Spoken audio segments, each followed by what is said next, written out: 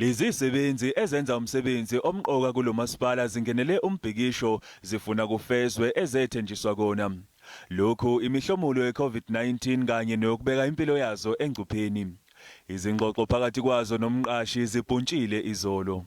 Municipal manager has been promising workers that they will be compensated with COVID compensation, and the money is still in the municipal account. They will be compensated as soon as the union it has agreed. But now he's talking something different. He's saying there's no money in the municipal account. So what is the truth in that side? Lezi sebenzi zikhala ngokuthi izikhulu azibanga neqiniso kuzo. Iziphathimandla kuloMasipala Zithi zisalinde ukwabelwa imali ihhovisi likaMgcini mafa kuzwelonke. I can safely say that they will be paid in December. The reason why I'm saying that is the money will be transferred the end of November, the beginning of December. And obviously you know how the salaries work. There has to be a salary run. We have to go through documentation. Somebody have to verify what they have written there. Because somebody can say that during COVID I've worked for 25 hours per day or per 2 days.